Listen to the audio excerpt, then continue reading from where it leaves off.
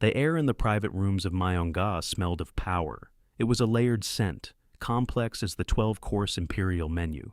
The base note was char, the ghost of prime galbi sizzling over white-hot binchotan. Layered over it was the subtle earthy fermentation of aged kimchi and the sharp, clean bite of premium scotch. But for Amara, standing perfectly still by the shoji screen, it mostly smelled like survival. Myonga wasn't just a restaurant. It was a neutral ground, a silent battlefield, where fortunes were won and lost over plates of sea squirt and bottles of small-batch soju.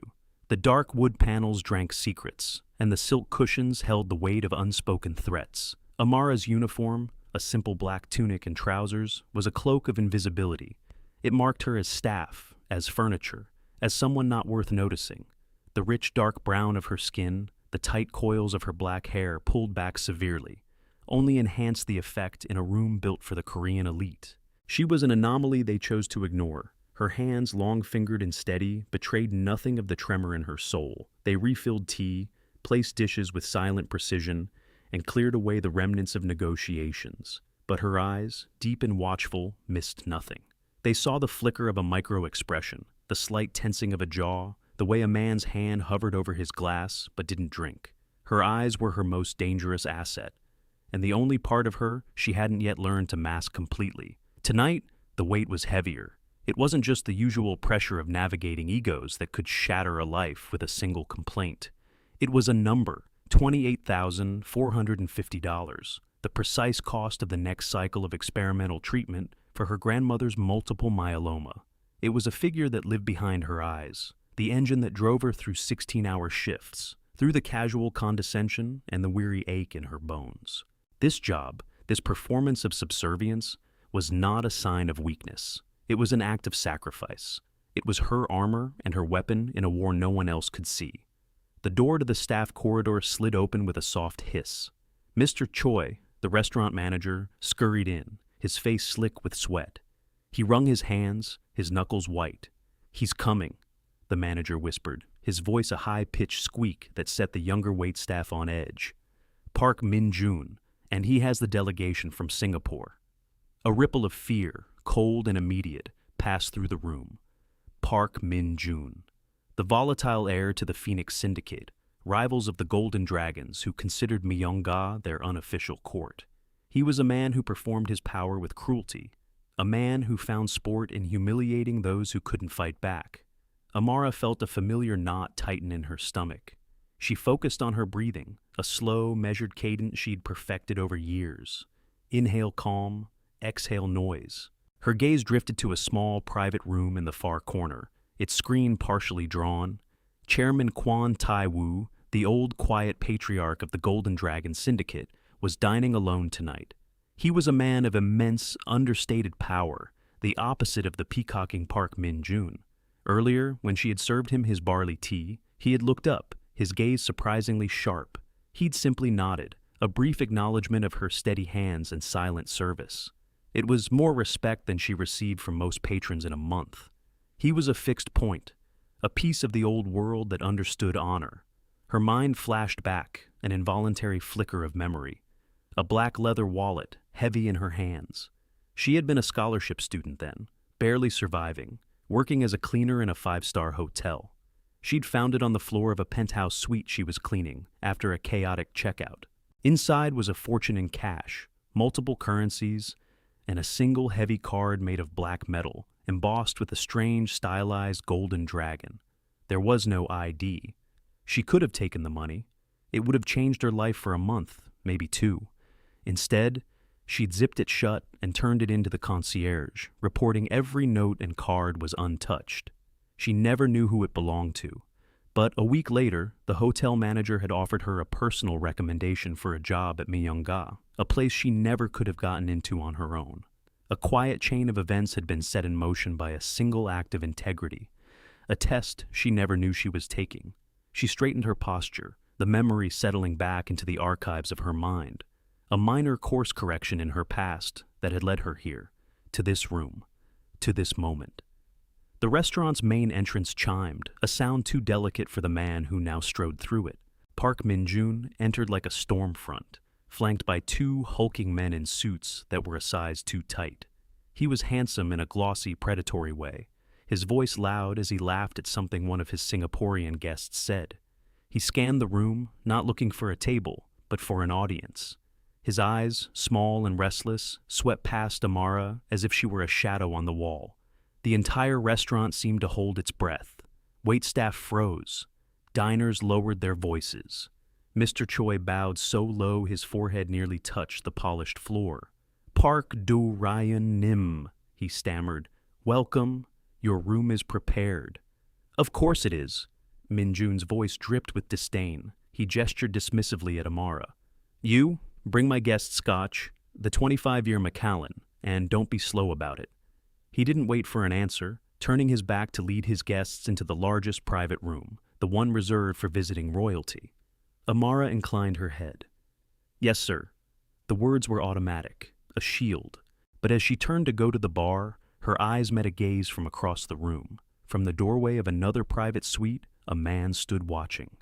Quan Ji-yong, the son and heir of Chairman Quan Tai-woo, the Golden Dragon's shadow. He moved with a predatory stillness, a man who took up no more space than was necessary. He was flanked by his own silent men, but they were shadows to his eclipse. The room had reacted to Min Jun with fear. It reacted to Ji-yong with a deeper, more profound respect that bordered on terror. He was dressed in a simple, impeccably tailored black suit that probably cost more than her grandmother's entire first round of treatment. On his wrist was a watch, a Patek Philippe, its face a dark, unreadable void. He wasn't looking at Min Jun, he was looking at her. His eyes, cold and calculating, held hers for a single, unnerving second before dismissing her entirely. He gave a slight, almost imperceptible nod to his men and retreated back into the shadows of his room. The air was charged. The players were on the board. Amara felt the shift, the subtle tightening of the atmosphere that preceded violence. She took a breath, pushed the feeling down, and went to get the scotch. Survival was the only move that mattered. The next hour was a performance of escalating tension. Min Jun's voice grew louder from his private room, his laughter sharp and brittle. He was holding court, his Korean peppered with condescending English phrases for his guests, designed to showcase his worldliness. Amara moved in and out of the room, a silent phantom. She served the 12 courses, each one a miniature work of art. With every dish she placed on the table, she felt Min Jun's eyes on her, a probing, unpleasant weight. He was looking for a flaw, a crack in her composure. He found his opportunity with the 9th course, the Galbi Jim. It was a rich, savory stew of braised short ribs, served bubbling hot in a traditional earthenware pot. She set it in the center of the table, the steam fragrant with soy, garlic, and jujubes. Min Jun poked at a piece of rib with his chopstick. He frowned, a theatrical pout. "What is this?" he demanded, his voice loud enough for the adjacent rooms to hear. "This is cold." Mr. Choi, who had been hovering nervously near the door, rushed in. "Cold, sir? Impossible. It came directly from the kitchen." "Are you calling me a liar?" Min Jun's voice went sharp. The air in the room became thick and heavy. His guests shifted uncomfortably. This was not business. This was a power play. "No, of course not, sir." Mr. Choi bowed frantically. "I will have them prepare another one immediately." "No." Min Jun held up a hand, a cruel smile playing on his lips. He turned his gaze to Amara, who stood frozen by the table. "I want her to check it." He gestured with his chin. "Go on, test it. Tell me if it's hot." The room was silent. This was a deliberate, calculated humiliation, a command designed to demean, to force her into an impossible position. Amara's mind raced. Refuse, and she would be fired, her reputation in the service industry destroyed. Obey, and she would be affirming his dominance, participating in her own degradation. For 3 seconds, the world stopped. 3 seconds where she saw the hospital bill, a stark white paper with black numbers that held a life in the balance. 3 seconds where she saw her grandmother's face, her smile weak but resilient. 3 seconds where she felt the burning weight of every casual slur, every dismissive gesture, every moment of invisibility she had endured. In those 3 seconds, she made a choice. Survival had a cost, but so did dignity. She would endure, for her grandmother. She gave a small, almost imperceptible nod, her face a neutral mask. She reached for a clean spoon, but she never made it. With a sudden, vicious movement, Min-jun shoved the heavy earthenware pot. It wasn't an accident. The motion was too deliberate. The pot tilted and its contents, the scalding, bubbling stew, cascaded over the side of the table directly onto Amara's forearms. A collective gasp went through the room.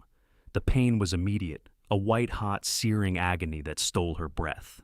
It felt like fire licking at her skin. Her first instinct was to scream, to recoil, to collapse. But she did none of those things. She stood perfectly still. Her body went rigid, her jaw clenched so tight it ached. She did not make a sound. She simply looked down at her arms, at the angry red skin already beginning to blister, at the pieces of meat and vegetable clinging to her uniform. The silence that followed was absolute. It was the silence of a public execution. The Singaporean guests stared, horrified. Mr. Choi's face was a mask of sheer terror. Min-jun chuckled, a low, ugly sound. "Clumsy," he said, looking at his guests for approval. "You see, you can't get good help these days." He was enjoying it. The power, the shock, the absolute control. He had made her into an object lesson. From the hallway, a chair scraped against the floor, a sound that cut through the thick, horrified silence like a blade. But before the sound could resolve into an action, before anyone else could speak or move, something inside Amara shifted. The pain was a clarifying fire. The numbers on the hospital bill, her grandmother's face, the years of swallowing her pride, it all coalesced into a single, hard point of decision. The mask of the deferential waitress shattered. She lifted her head slowly.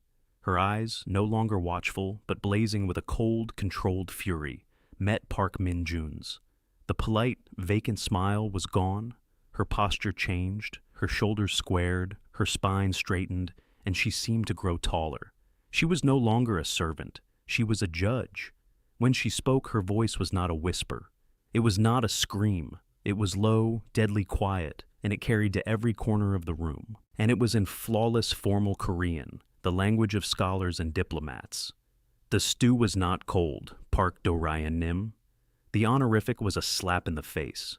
Min-jun froze, the smirk wiped from his lips. His guests stared, their mouths slightly agape. Mr. Choi looked as if he had seen a ghost. Amara took a small, deliberate step away from the table, peeling a piece of carrot from her blistering arm with a detached calm. Her voice dropped even lower, the formal Seoul accent melting away, replaced by the rough, gravelly edges of a perfect Busan Saturi. It was the dialect of the docks, of the old-school Jopak, the hardened gangsters who built the syndicates from nothing. It was a language of violence and respect that Min-jun, with his inherited power and polished manners, would understand on a cellular level. A real man, she continued, her gaze pinning him in place, doesn't prove his strength by scalding a woman who is serving his table. That is the act of a frightened child, playing at being a boss. The color drained from Park Min-jun's face. It was one thing to be challenged. It was another to be dissected and dismissed in the language of his own world's heartland, by a black woman he had considered less than human. The cultural dissonance was so profound, it was like a physical blow. He was utterly, completely wrong-footed. He sputtered, his composure shredded. Who do you think you are?" He gestured frantically. "Security! Get this disrespectful bitch out of my sight!" But the security guards, local men who knew the sound of real authority when they heard it, hesitated. They looked from Min-jun's frantic rage to Amara's terrifying calm. Amara didn't even glance at them. Her focus was entirely on Min-jun. She gave him a smile that held no warmth, only the cold glint of steel. "Just a waitress," she said, her voice returning to a smooth, analytical cadence. "A waitress with good ears." She paused, letting the silence stretch. "A waitress who knows you just offered your guests a 15% stake in the Incheon-Vladivostok shipping lane. A lane your father has been trying to acquire for 6 months. A lane currently controlled and fully secured by the Golden Dragon Syndicate. Mice, drop." The silence that followed was a living thing. It was the silence of catastrophic failure. The Singaporean guests exchanged sharp, panicked glances. They hadn't just been pitched a deal, they'd been invited into the middle of a gang war. Min-jun looked as if she had ripped his heart out through his chest. He was exposed, his desperate, unsanctioned move laid bare for his potential partners and his rivals to see. At that exact moment, Kwon Ji-young stepped fully into the doorway of Min Jun's room. He hadn't interfered. He had simply watched the reversal unfold. His face was an unreadable mask, but his eyes, fixed on Amara, held a new light. It wasn't pity. It wasn't even surprise. It was recognition. The look a predator gives an equal. He ignored Min Jun completely. His gaze swept over Amara's burned arms, a flicker of something cold and dangerous in their depths. He gave a short, sharp nod to one of his men. "Take her to Dr. Kim's clinic, now." His voice was quiet, but it held the absolute authority Min Jun had been trying to imitate. His men moved instantly. One of them, a mountain with a scarred eyebrow, gently but firmly took Amara's uninjured arm. "Ma'am, please come with us." As they guided her out of the room, leaving Min Jun standing amidst the wreckage of his own making, Amara looked back one last time. Ji-young had finally turned his attention to the Phoenix heir. He said nothing. He didn't have to. The quiet contempt in his eyes was more devastating than any threat. The war had begun, and the invisible waitress had just fired the first shot. The clinic was sterile, white, and smelled of antiseptic and money. It was a private facility tucked away in a high-rise in Gangnam, the kind of place that didn't ask for insurance cards. Dr. Kim, a brisk, efficient woman in her 50s, worked on Amara's arms with practiced gentleness. She cleaned the burns, applied a shimmering, cooling salve, and wrapped them in sterile white gauze from wrist to elbow. The entire time, Amara said nothing, her mind a whirlwind of calculation. She had crossed a line from which there was no return. Survival now meant something entirely different. When the doctor was finished, she was shown into a quiet adjoining office.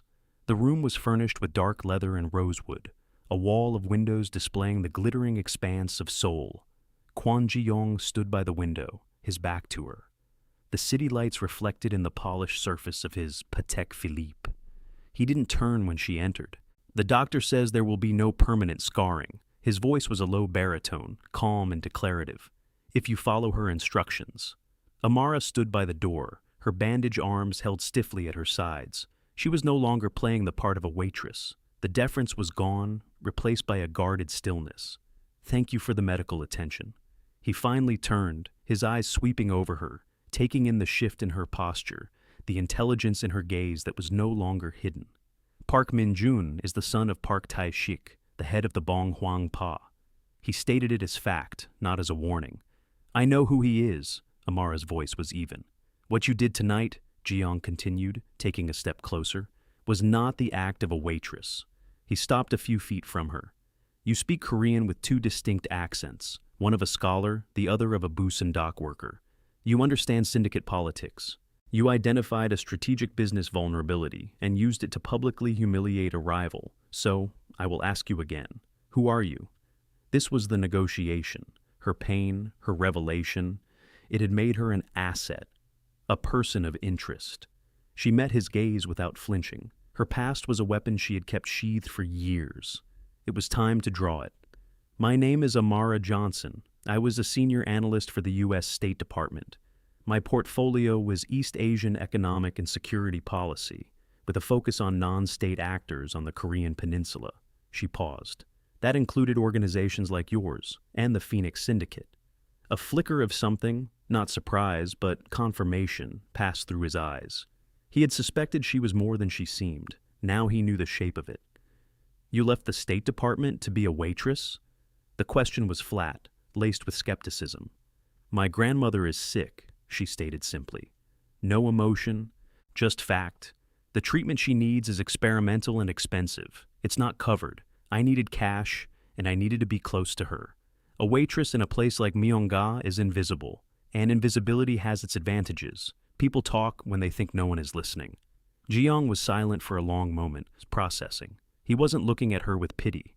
He was looking at her like a piece on a chessboard that had suddenly revealed itself to be a queen. "Park Min Jun will not let this go," he said. "He has lost face with his investors, and, more importantly, he has been made to look weak. He will retaliate, not just against you, against anyone you care about." "I'm aware." Amara's voice was cold as steel. The thought of Minjun going anywhere near her grandmother sent a spike of ice through her veins. Jiang walked over to the large rosewood desk. He picked up a slim black folder and held it out to her. "He is a problem," Jiang said, his voice dropping, "for you and for me. His ambition outstrips his competence, which makes him reckless. He is a cancer in his own organization, and he is trying to metastasize into mine." Amara looked at the folder, then back at him. She didn't take it. "What is this?" "Information, the beginning of a file, financial irregularities, connections to human trafficking rings in Southeast Asia, unsanctioned arms deals. My father believes in honor among thieves. Park Min-jun has none. He is a liability to the entire ecosystem." He pushed the folder slightly closer to her. "You have ears and a memory. You have a background that allows you to see things my people might miss. I have resources, men, access, a network that runs deeper than any government agency." It was an offer, a trade, not a rescue. He was offering her a sword and pointing her at their mutual enemy. She thought for a moment. Working with him was walking deeper into a world she had only ever observed from a sterile distance. But staying out of it was no longer an option. Min-jun had marked her. The only way to protect her grandmother was to remove the threat. Permanently. She finally reached out, her bandaged fingers taking the folder. The plastic was cool against her skin. "I have conditions," she said, her voice firm. Jiang nodded, expecting it. "Name them." "First, my grandmother. She is to be moved to a secure location, untouchable. Her medical care is not to be interrupted. I want a 24/7 protective detail, but they are to be invisible. No overt show of force that might alarm her or tip off our target." "Done," he said without hesitation. "Second, I need access, unfettered, to your network's raw data on Park Min-jun and his associates. Financial records, surveillance logs, informant reports, everything. I don't want summaries from your analysts. I want the source material." His eyes narrowed slightly. It was a bold request. "You will be given a secure terminal and a liaison." "Not a liaison," she countered. "A direct line, to you.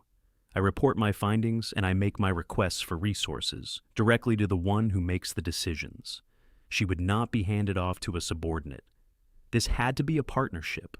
For a full 10 seconds, he just looked at her. He was weighing the risk, the unprecedented nature of her demand. A civilian, an outsider, demanding direct access to the head of the syndicate. But he had seen what she could do with nothing but her wits and a pot of hot stew. What could she do with the full force of his organization behind her? "Agreed," he finally said. The single word sealed the alliance. "And third," Amara added, her voice dropping, "when this is over and Park Min-jun is dealt with, I deliver the final blow myself." This was not about money. This was not about a job. This was about justice. The humiliation she had suffered had to be answered, and it had to be answered by her own hand. Quan Jiang's lips curved into the faintest hint of a smile. It was a cold, dangerous expression, but it was a smile nonetheless. It was the smile of a man who had just found the perfect weapon. "He is your problem," Jiang said, his voice a near whisper. "My organization will be your infrastructure. Destroy him."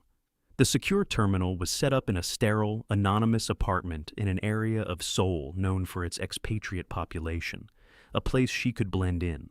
Within hours, her grandmother had been moved from her modest hospital room to a private suite at the prestigious St. Jude's International Hospital, under a pseudonym with a discreet team of Jiang's most trusted men posing as hospital orderlies and administrative staff. The first condition had been met. Now it was time for Amara to fulfill her end of the bargain. The screen in front of her glowed, a river of data flowing from the Golden Dragon servers. It was raw, unfiltered intelligence, surveillance photos, transcripts of wiretapped calls, encrypted financial ledgers. For Jiang's men, it was a collection of criminal activities. For Amara, with her background in pattern analysis and forensic accounting, it was a language she understood intimately. She worked for 3 days straight, fueled by black coffee and a cold, burning focus.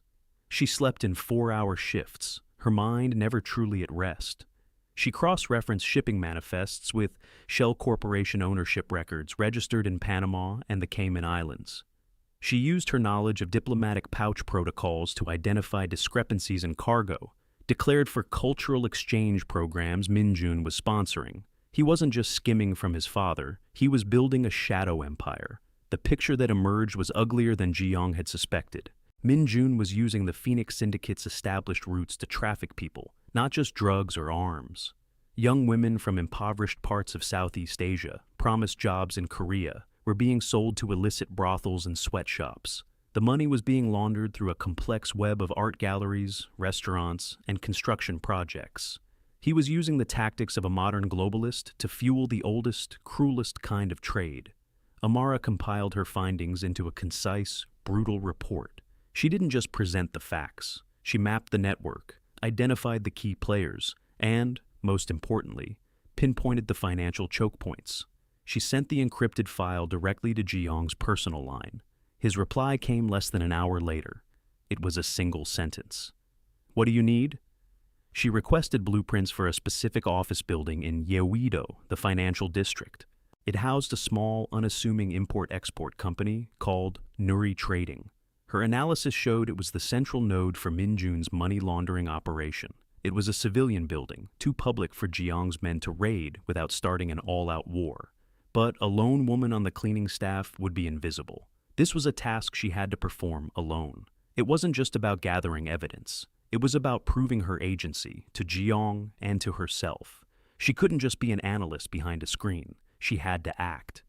2 nights later, Amara pushed a cleaning cart down the polished marble hallway of the 34th floor of the Yeouido Tower. She wore a drab gray uniform, a headscarf covering her hair, and headphones playing a podcast on agricultural economics. She looked bored, tired, and utterly unremarkable. No one gave her a second glance. She reached the offices of Nuri Trading. The door was locked with a standard electronic keypad. Ji-young's team had provided the entry code, but getting in was only half the battle. She knew from the blueprints there were 2 internal motion sensors and a pressure plate under the rug in the CEO's office. She had 30 seconds from the moment the door opened to disable the local alarm before it sent a silent signal to Minjun's security team. She took a breath, entered the code, and slipped inside. The door clicked shut behind her. Silence. She moved with a fluid economy of motion that belied her janitorial disguise.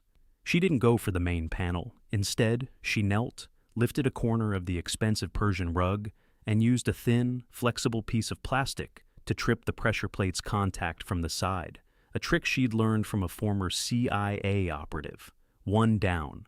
She then walked a precise path along the edge of the room, avoiding the motion sensor's invisible beams, and accessed the CEO's desk. She didn't have time to search. She had one goal. She pulled a tiny device, no bigger than a coin, from her pocket and affixed it beneath the desk, near the primary data port. A combination listening device and data siphon.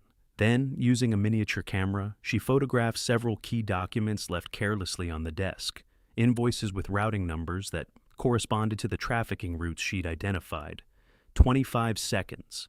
She retreated, following the same careful path, reset the pressure plate, and slipped back out into the hallway. The door clicked shut behind her. She continued pushing her cart down the hall, her heart hammering against her ribs, but her expression placid. She had done it. A solo operation, deep in enemy territory. She was not an asset being protected. She was an operative in the field. The next day, the data from the siphon began to flow. It confirmed her darkest suspicions and revealed something more. Minjun, paranoid and enraged by his public humiliation, was trying to find the source of the leak. He was looking for her. The transcripts from the bug showed him ordering his men to find the black waitress from Myeongga. Then came the message that made her blood run cold. Find out where she lives. Find out who she knows. I want her family. I want her grandmother. Amara's hands trembled as she read the transcript. This was the escalation she had feared. She immediately opened her secure line to Ji-young. She typed a single urgent message. He's targeting my grandmother, St. Jude's.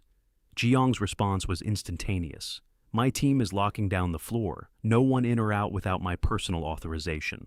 They will not get near her. It was the standard response. A fortress of men and guns. But Amara knew it was the wrong move. Minjun was reckless, but not stupid. A sudden lockdown at the hospital would be a red flag. It would confirm that his target was important, that he had hit a nerve. It would tell him exactly where to focus his attack. She overruled him.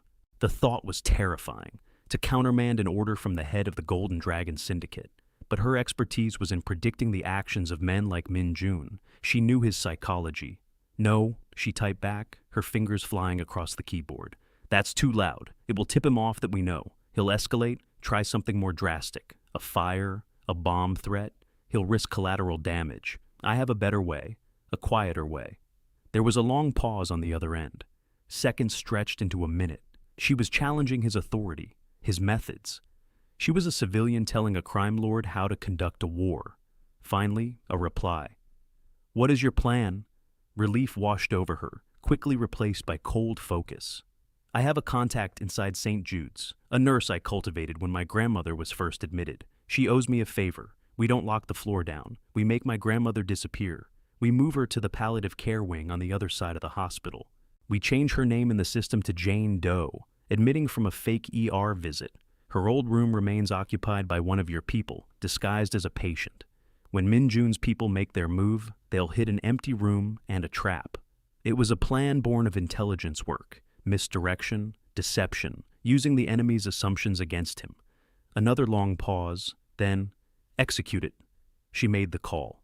Within an hour, her grandmother, sleeping soundly under mild sedation, was moved. Her chart was wiped and replaced. To anyone checking the hospital's system, Eleanor Johnson was gone, and a new, anonymous patient was resting in the hospice unit.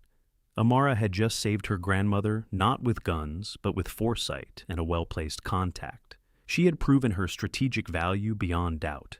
The trap was sprung 2 nights later. 2 men, posing as lab technicians, attempted to enter Eleanor Johnson's old room. Jiang's men, waiting inside, apprehended them silently. The technicians were carrying syringes filled with a lethal dose of potassium chloride. The attempt was clumsy, brutal, and would have been effective. Jiang called her. His voice was different. The cold, calculating tone was still there, but it was underscored by a new respect. "Your plan worked. They walked right into it. The men are being interrogated." "They won't talk," Amara said, her voice grim. "Min Jun uses desperate people, then disposes of them. They're a dead end."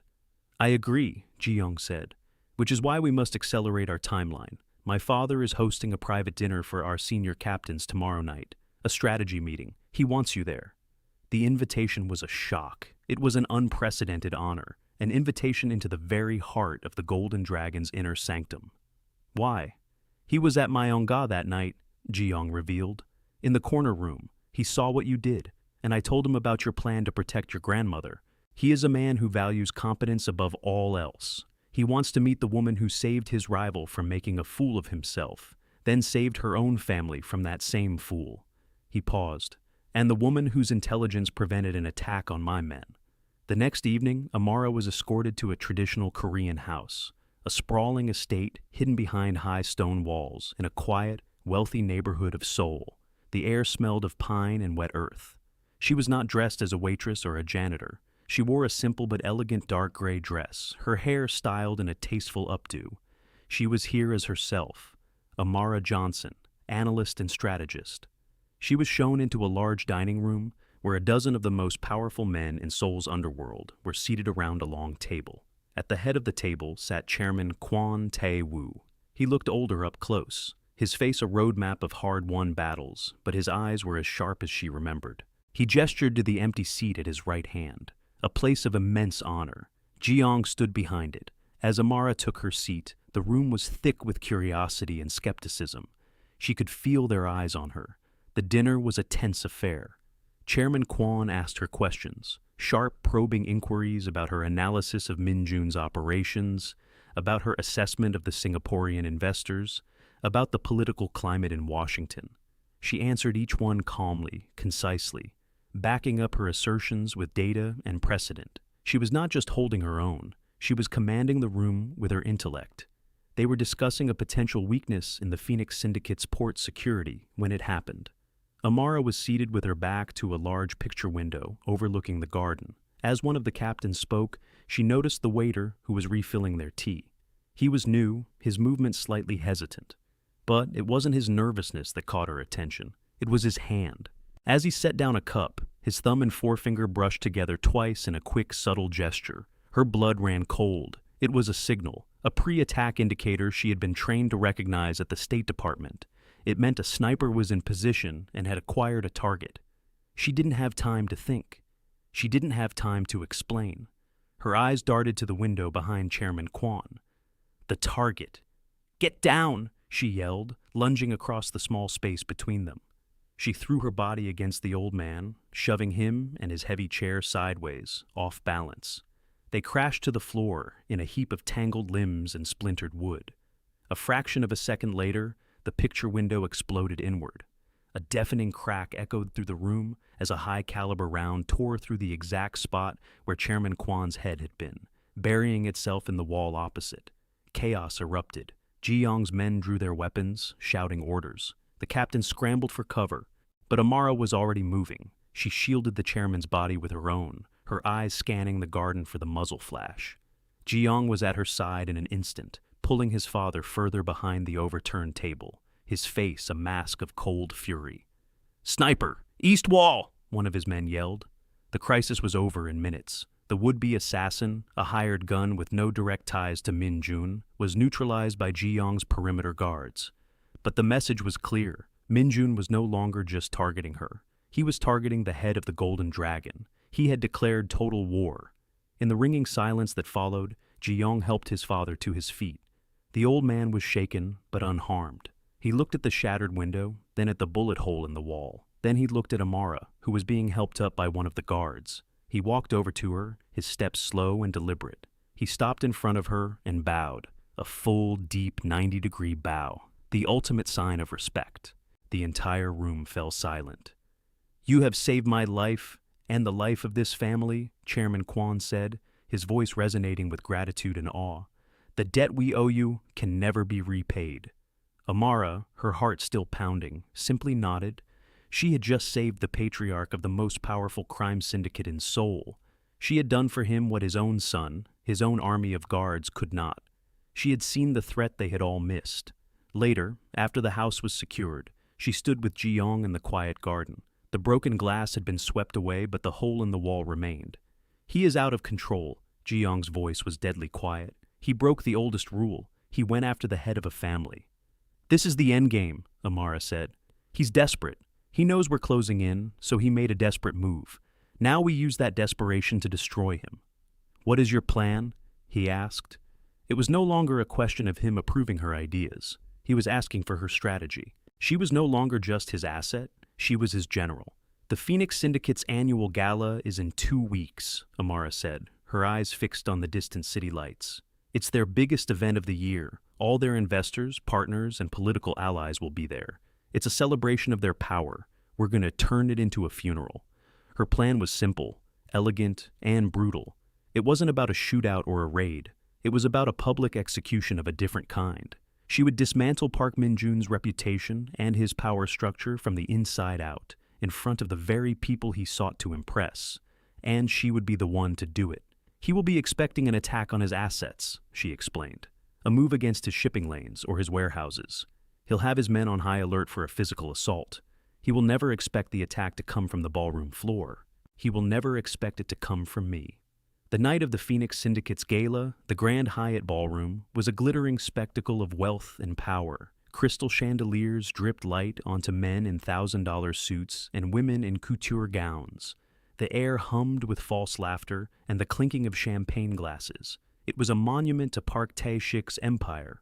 When Kwon Ji-yong entered, a hush fell over the room. He was not expected. Members of a rival syndicate did not attend another's gala. It was a breach of protocol, a challenge. On his arm was a woman who drew every eye. It was Amara. She was not in a waitress uniform or a janitor's smock. She wore a floor-length gown of black silk that clung to her form like a shadow. It was simple, elegant, and utterly commanding. Her hair was styled in an intricate braided crown, and a single diamond necklace glittered at her throat, a gift from Chairman Kwan. It wasn't the dress or the diamonds that stunned the room into silence. It was the way she carried herself. Her posture was regal, her gaze direct and unflinching. She was not Ji Yong's date. She was his equal, a queen entering another's court to declare war. They moved through the crowd, a silent pocket of cold authority in the warm, noisy room. Whispers followed them like a wake. Is that the woman from Myeongga? What is she doing here? With him? Park Min-jun saw them from across the room. He was holding a glass of champagne, schmoozing a politician. The glass slipped from his fingers, shattering on the marble floor. The color drained from his face, replaced by a mixture of shock and pure rage. Amara ignored the whispers, her eyes scanning the room. She located her target. Park Tae-shik, the old phoenix himself, holding court in a cordoned-off VIP section. Ji-young gave her a slight nod. It was time. One of Ji-young's men discreetly approached Park Tae-shik's chief of security. A few quiet words were exchanged. The chairman's eyes widened. He looked across the room at his son, then at Ji-young and Amara. A look of deep unease crossed his face. He nodded and gestured towards a private lounge off the main ballroom. Amara and Ji-young were escorted into the lounge. A few moments later, Park Tae-shik entered, his face a grim mask. He was followed by a blustering, furious Park Min-jun. "Father, what is the meaning of this?" Min-jun demanded. "Why are you meeting with them? They are our enemies. And this woman." His eyes full of venom landed on Amara. "You," he snarled. "I should have had you killed." Amara met his gaze with unnerving calm. She was standing in a room with the two most powerful men of the Phoenix Syndicate, a woman who, weeks ago, he had tried to break for sport. Now, she held all the cards. The reversal was absolute. "Chairman Park," Amara said, her voice cool and formal, addressing the father and completely ignoring the son. "I apologize for this intrusion, but there are matters of honor that must be addressed." "Honor?" Min-jun scoffed. What would a foreign whore know of honor? Before Ji-young could even move, Park Tae-shik backhanded his son across the face. The sound was like a gunshot in the quiet room. "Silence," the old man hissed, his voice trembling with rage. "You will show respect." He turned back to Amara. "Speak." Amara didn't need screens or files. She had spent weeks embedding every detail into her memory.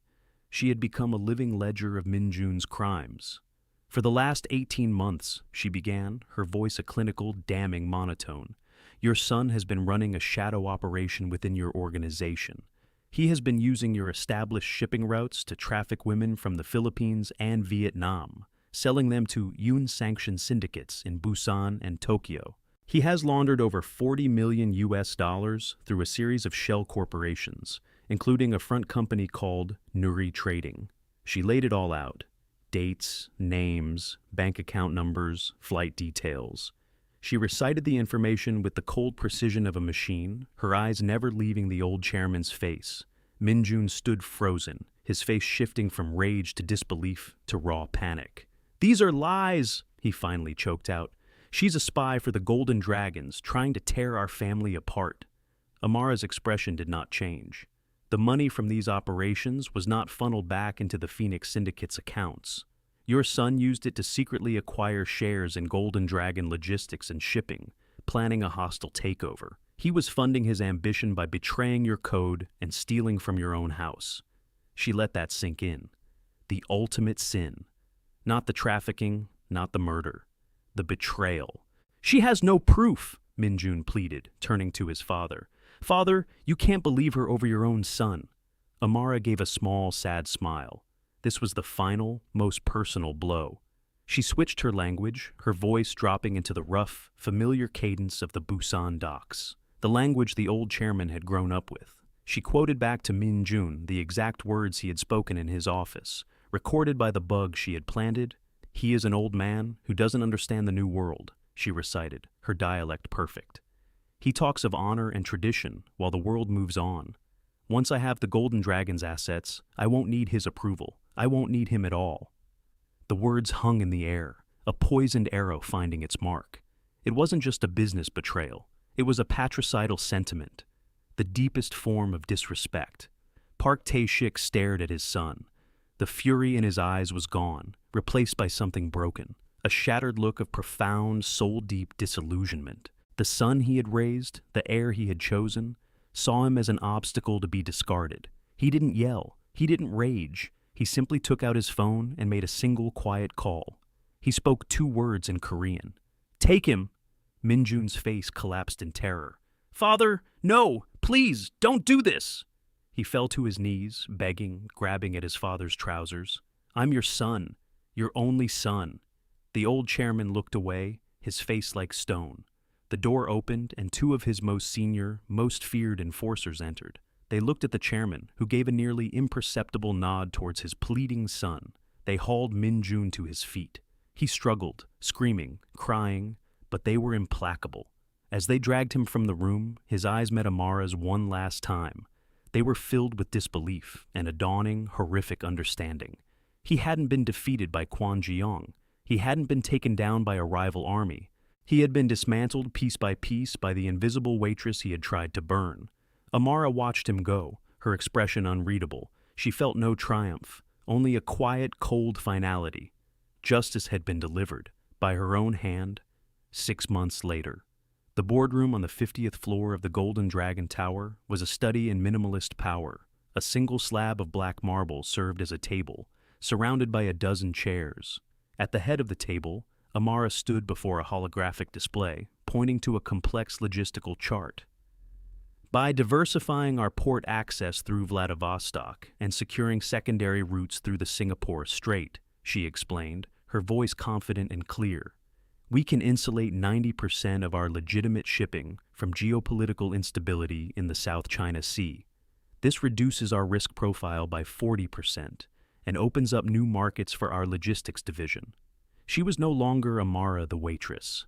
She was Director Johnson, head of the Golden Dragon's new Global Risk and Strategy Division, a legitimate corporation built from the ashes of the old syndicate's less savory businesses. The men around the table, the same captains who had watched her with skepticism, now listened with rapt attention. She had earned her place not with violence, but with a mind that could see the whole board. Later that day, she visited her grandmother at St. Jude's. Eleanor Johnson was sitting in a sun-drenched private garden on the roof of the oncology wing, laughing with a nurse as she worked on a small potted orchid. The color had returned to her cheeks. Her hair, once thin and patchy, was growing back in soft silver curls. The experimental treatment was working miracles. She looked up as Amara approached, her smile wide and genuine. "There's my girl," Eleanor said, her voice strong. "Come, sit. Tell me what empires you conquered today." Amara smiled, a real unguarded smile, and sat beside her, the warmth of the sun on her face. That evening, she stood on the private balcony of Jiang's penthouse, overlooking the endless sea of lights that was Seoul. He stood beside her, not touching, but the space between them was charged with a quiet intimacy. He handed her a cup of steaming barley tea. Her arms, once wrapped in bandages, were now healed, the skin smooth and unblemished. "The board of St. Jude's International approved the acquisition this morning," he said, his voice a low rumble. It wasn't a boast, it was a statement of fact, a promise kept. The Golden Dragon Foundation is now its primary benefactor. Their oncology research department will be fully funded, indefinitely. He hadn't just paid a bill, he had bought the entire hospital to ensure her grandmother's care. It was an act of such immense, quiet power that it left her breathless. It wasn't a gift to indebt her. It was a recognition of the value she had brought, of the life she had saved. It was his language. Amara looked out at the glittering city, a landscape she had once navigated as a ghost. She was no longer invisible. She had a name, a position, a purpose. She was home, not in a place, but in the wholeness of being seen and valued for exactly who she was. "Dignity isn't something you're given," she said, more to herself than to him. "It's what's left when they've taken everything else and you refuse to fall." Jiang said nothing. He just watched her, and in the cold, dangerous depths of his eyes, there was a flicker of something rare and profound. Respect, partnership, belonging. What would you have done?